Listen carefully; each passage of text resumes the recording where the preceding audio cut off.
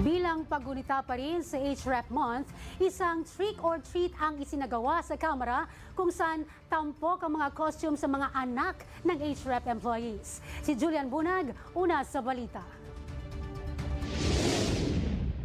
Hindi gaya ng ibang trick or treat tuwing undas, iba't ibang costume na hangos sa mga bayani noon at ngayon ang suot ng mga anak ng empleyado sa Kamara na nakilahok sa isinagawang trick or treat sa South Wing Lobby ng Kamara. 14 na booth ang inihanda para sa aktibidad na inspired din sa mga bayani at sa temang kasama all sa mga super bidang Pinoy, rumampa ang mga anak ng HREP employees, suot ang kani-kanilang costumes.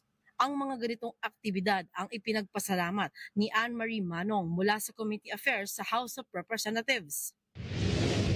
We choose the Philippine Coast Guard because, as you know, they are the modern heroes at this time kasi sila yung nagtatanggol sa West Philippine Sea.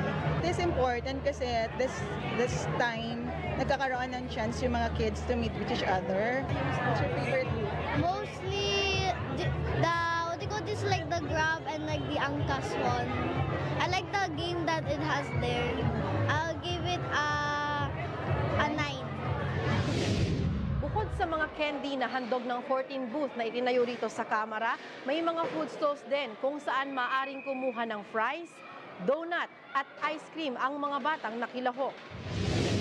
Bilang empleyado rin ng Kamara, isa si Jericho Siocho sa mga nakiisa sa pag-organisa ng ganitong event. Ang pagpilian niya nila na maging isang katipunero sa event ay para patuloy na maituro ang mahalagang ginampanan ng mga katipunero sa bansa. Tipunan is an important aspect for the children of the next generation to learn. It's important to give the special recognition also to the family.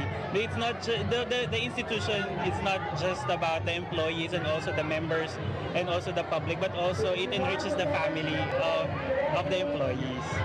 Nauuna sa mga balitang totoo at laging bago, Julian Bunag, Alaunas sa Balita ng Congress TV.